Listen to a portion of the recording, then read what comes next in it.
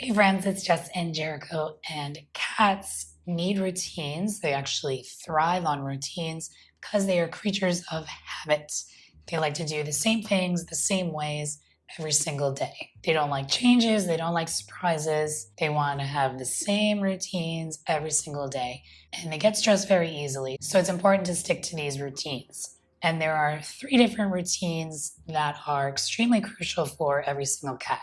So the first one is a feeding schedule routine. Second one is a playtime routine. And the third one is litter box maintenance routines. So let's work on these 3 crucial routines first, then you can implement other routines for bonding and enrichment. So a feeding routine is important because leaving food out all day is unsanitary. All types of food are susceptible to growing bacteria and mold and rancid fats. So instead of leaving food out all day, choose specific times throughout the day when you're home for at least 30 minutes. Then you can feed your cat during that time, clean up everything, wash the dishes, and then feed fresh food at the next scheduled meal time. Apparently, cats hunt at dawn and dusk when prey are most active, so in the morning and in the evening, but you can also feed small meals and snacks throughout the day to break it up. So Jericho's main meals are at 8:30 in the morning, 7 p.m. at night, and 9 p.m. at night, and he also hunts for treats around noon. Jericho's favorite feeding routine is hunting for treats. He looks forward to this every day.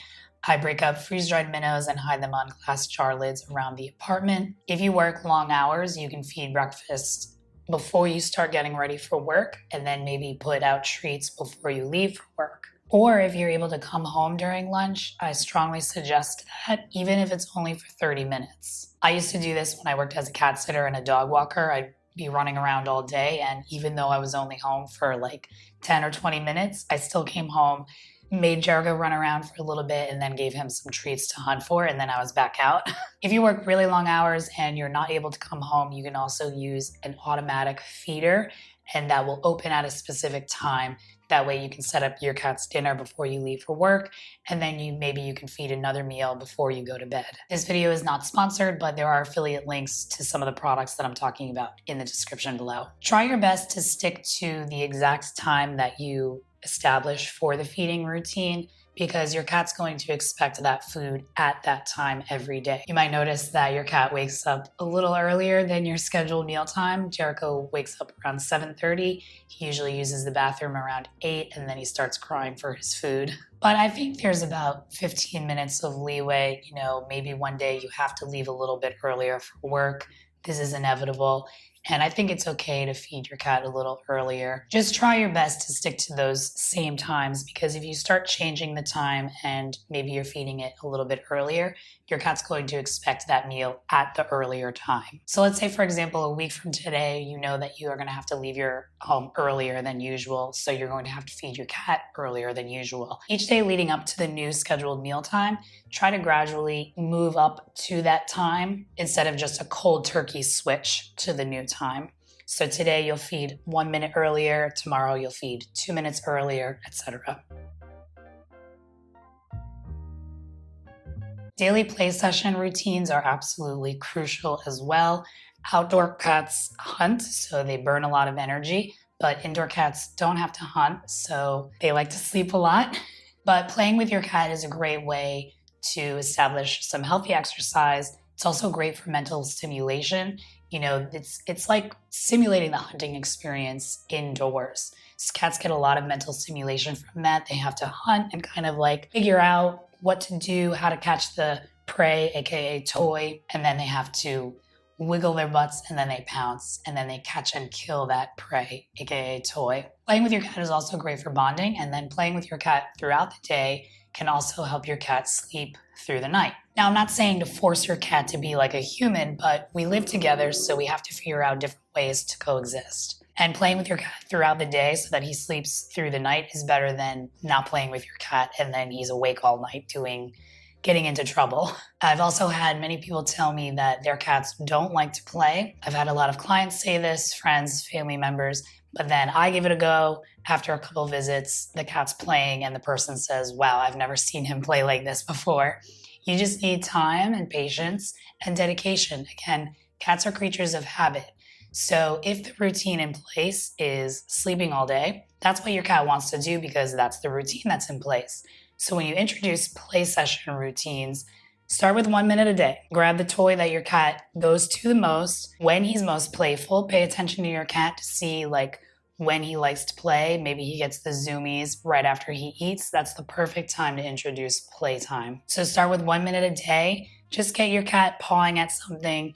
You don't have to make him run a marathon the first time you make him play. Just get him interested in the idea of playing. Get him interested in the toy. The next day, you can add another minute. So now you're playing for 2 minutes.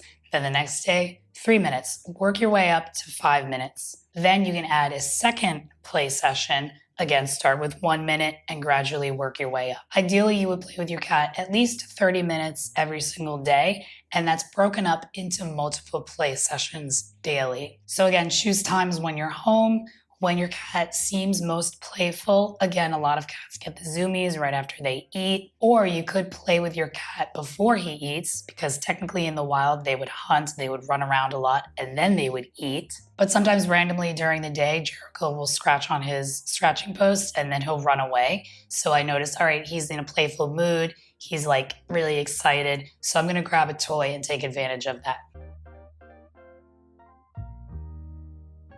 Litter box maintenance routines are crucial as well because cats prefer and deserve a clean bathroom, just like you. Ideally, you will scoop the box after each use and clean it out completely once weekly.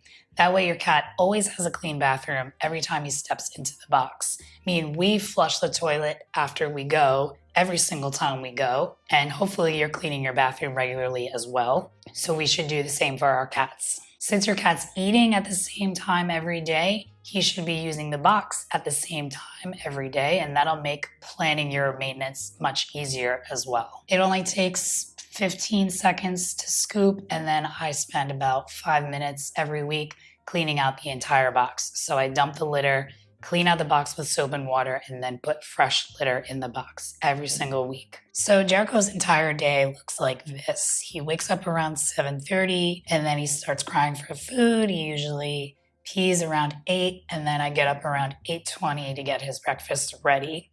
After he eats, he settles in his little bed by the window, play with him a little bit, and then he grooms. And then after half an hour, I clean his teeth. Then we go back into the office. He hangs out by the window watching the birds, and eventually he falls asleep. Then around 11:45, he's up again, and I try to make him run around and play before I feed his treats. I scoop his box, and then I put out his treats for hunting. And I try to make him play a little more just to make him run around after he eats. He usually gets the zoomies after he eats, so this is very easy to play with him during this time. Then he usually settles by the window again. He likes to sit in the sun and watch the birds and watch the people walking by, and then he usually takes a nice long nap. Usually I'm done working around 3 or 4, so we'll go down on the bed for a nap together. We've actually had this routine in place since I adopted him in 2017. As I mentioned before, I worked as a cat sitter and a dog walker, so I was leaving my home really early and then coming back really late at night. So in between visits, AM and PM, I would come home and take a power nap. So Jericho's already used to taking a nap with me in the afternoon. So he comes over, lays down, purrs, and he gets a little massage, and then he just relaxes and naps until about 6:30, 7 o'clock. He pops up because he knows it's almost dinner time, so I'll use that time to play with him on and off. We're not playing the entire 30 minutes, but throughout that 30 minutes, I'll play with him on and off, try to make him run around and catch and kill his toys, and then he eats his dinner. Usually he goes to the bathroom before or after he eats his dinner, and I'll scoop that one literally right after he goes, because then usually he'll poop right after that. So again, I'm cleaning out the box so that it's clean every single time he goes into the box. Then after that, we play a little more, or he'll go up on his ladder and people watch again, or he'll sleep until his next meal around 9 p.m. And again, I'll play with him a little bit before and after he eats. Half an hour after his second dinner meal, I'll clean his teeth again, and then we go to bed. I have printable planners and feeding schedule chart printables, so you can check those out in the description below. Thanks for watching.